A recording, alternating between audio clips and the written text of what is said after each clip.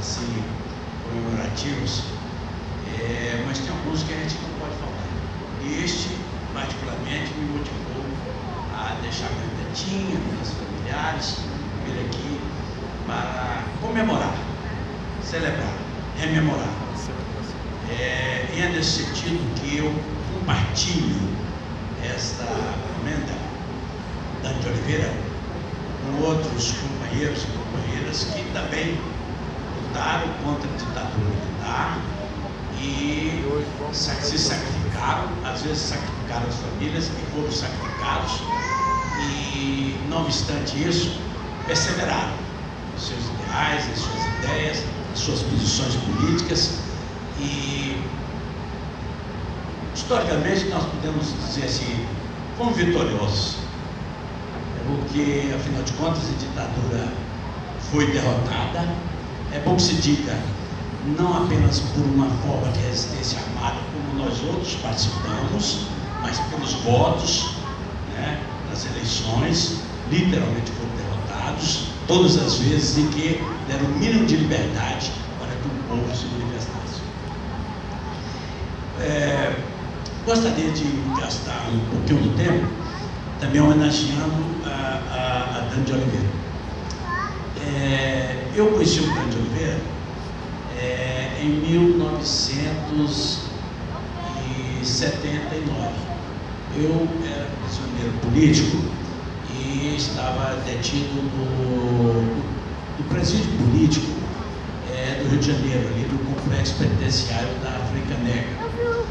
E através de um amigo comum, o ex-preso político Arnaldo Pereira Fortes, que já era professor aqui da Universidade Federal de Mato Grosso, ele me apresentou o Dante. O Dante esteve lá visitando a mim e também aos outros prisioneiros políticos lá nesse presídio político.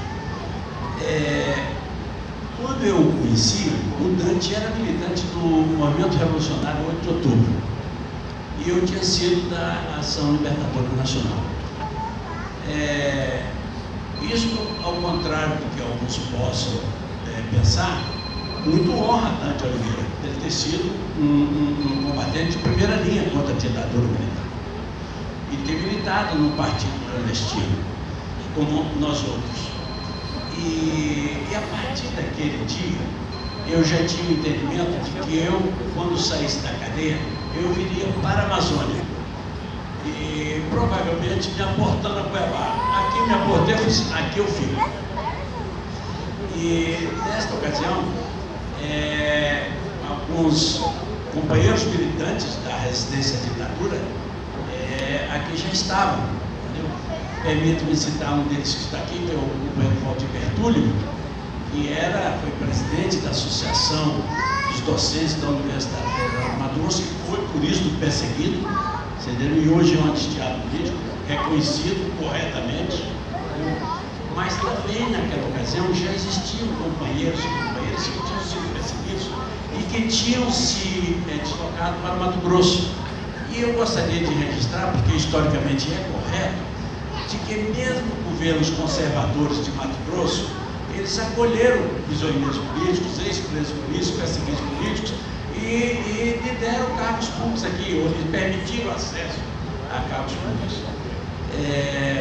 Eu vou registrar o cabo Mariani, que saiu com o capitão Carlos Lamarca do quartel de Quitaúna, e que para cá veio, e aqui foi acolhido, já como um técnico recém-formado, e outros. Então eu digo isso para mostrar que, não obstante as particularidades da luta política local, existia um certo acolhimento, entendeu? Nesse período que a ditadura já estava menos feroz, menos agressiva, não obstante mantermos na prisão, e que acolheu. Certamente que outros mereceriam ser lembrados, mas me permite citar o Enoque Cavalcante, que foi companheiro também, que nos visitou lá no Brasil Político e que militava lá em Foz do Iguaçu, entendeu? Então, são pessoas que trazem e como os outros e outras que poderão estar aqui e que eu não os conheço, as suas histórias, a sua plenitude, e eu peço desculpa por não citar. Mas quando eu aqui cheguei, eu tive a oportunidade de conviver com o Dante e o grupo, de que naquela época tinha um certo alinhamento com o MR8, e que estavam adentrando, estavam militando no partido legal que era o MDB.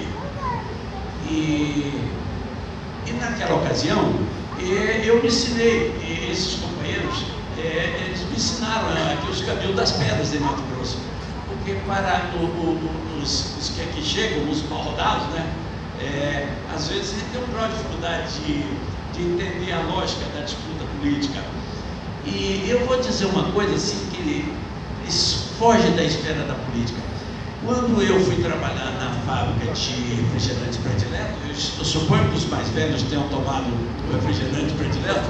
Olha, o Antero, o Wilson, e provavelmente alguns que estão aqui, algumas, né, tomaram? Estou vendo que muita gente tomou o refrigerante predileto, não é isso? E lá tinha, na verdade, o técnico encarregado de produzir o refrigerante era o seu Joãozito, cujos filhos e filhas estudaram na universidade, alguns são funcionários da Universidade Federal de Mato Grosso. E o São Joãozito, ele foi meu grande professor. Ele era um cidadão forte, negro, bonito, você entendeu? E muito competente no que ele fazia, e autenticamente goiabano. E eu vinha de aqueles estudos marxistas, achava que o Marx tinha me ensinado tudo sobre o capitalismo, certo? Mas o Marx não tinha me ensinado sobre a periferia do capitalismo, aonde formas arcaicas de relações ainda subsistiam aqui. E o seu Joãozito, e como eu fui tomar conta da fábrica, não durou muito, porque um comunista tomar não dá muito certo.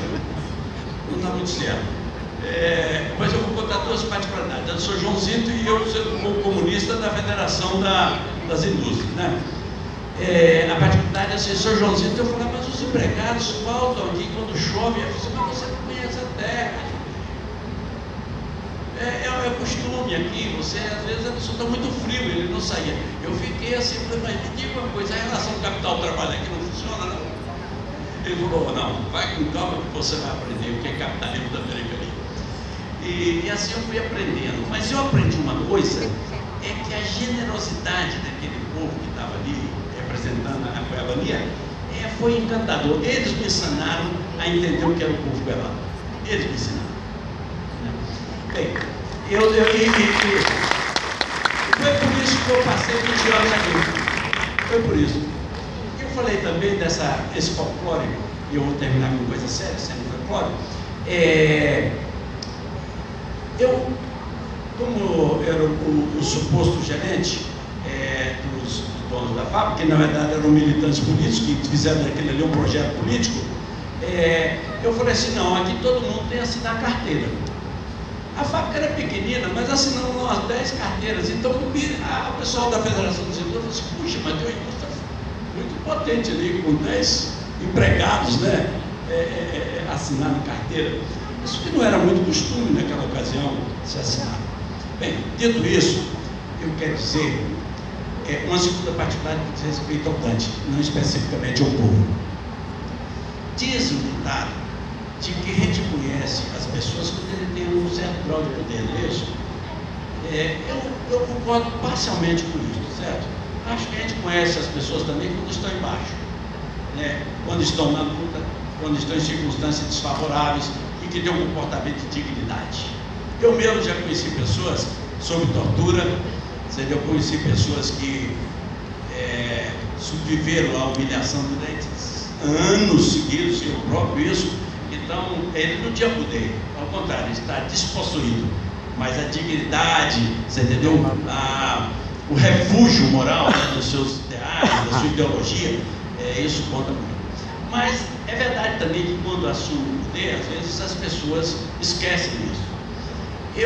Vocês sabem que quando eu me elegi, primeiro eu fui candidato a prefeito aqui contra o Dante. Em 1985. E eu era amigo do Dante. E eu respeitava, e eu respeito até hoje, certo? Mas promovemos um debate assim, mais criativo, tentando qualificar o processo eleitoral. E depois, quando eu fui candidato a deputado federal, já nós coligávamos, né, Antero? Nós todos estávamos na coligação, você, Antero, eu, né, a Thelma e outros aqui, certo? E o Gordo, desculpa, o Awad, né? O nosso prefeito depois. Pois bem, então ali nós nos elegemos juntos. Depois nós participamos um pouco, o PT participou do governo, depois nós resolvemos sair do governo. E eu fiz a oposição, eu e a deputada Sérgio Saneco, na Assembleia Legislativa ao Dante Oliveira, né?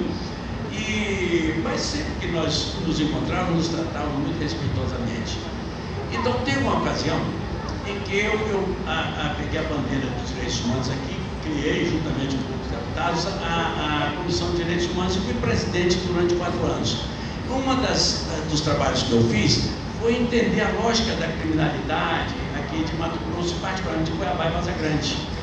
E o Dante, de vez em quando a imprensa me dava cobertura com esse tipo de trabalho, e o Dante disse: "Ô Junei, que negócio é esse? Você está entrando lá na polícia, pegando os dados, o coronel está reclamando." Meu Dante, o negócio é o seguinte: primeiro, dado é público. Segundo, eu estou trabalhando com a polícia, não é contra a polícia. Entendeu? Trabalhando para qualificar a sua ação contra o crime. É bom que se diga que tinha um jornalista dessa época que não entendia isso.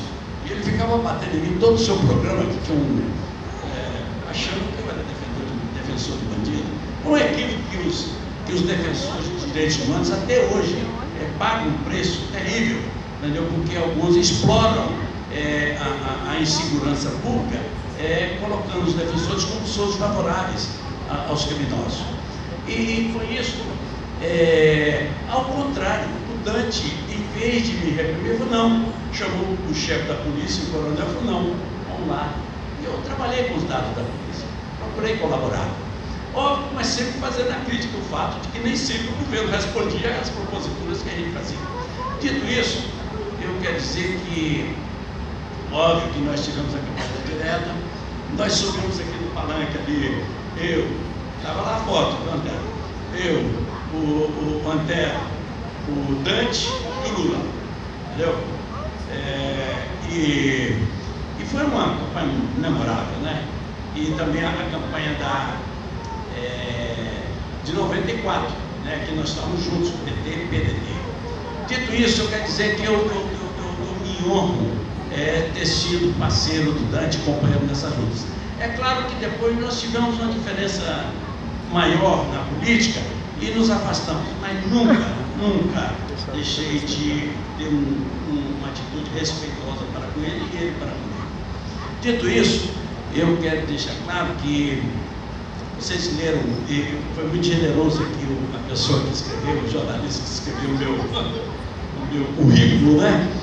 E eu quero deixar claro o seguinte, que o momento histórico que nós estamos passando, deputado Wilson, é um momento histórico também muito difícil, porque, particularmente nós do Partido dos Trabalhadores, que fomos vítimas de um impeachment, nós achamos que foi um golpe.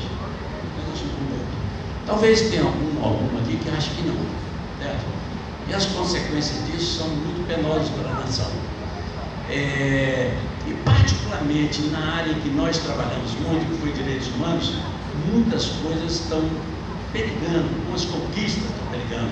Eu acredito que, independente de partidos, e eu digo isso porque mesmo no PSDB, que igual nós somos oposição, tinham vários deputados, uma corrente de opinião muito forte que trabalhava com direitos humanos, entendeu? No qual a gente tinha uma certa parceria. Eu sou testemunha disso e conheço vários. E digo que está na hora de que tem certas coisas que estão acontecendo que nós não podemos aceitar. Não podemos aceitar. Quer dizer, processos não qualificados, direitos de defesa não respeitados, o fato jurídico perfeito ser reinterpretado, direitos constitucionais serem dominados por um welfare, como se diz hoje, uma interpretação de direito.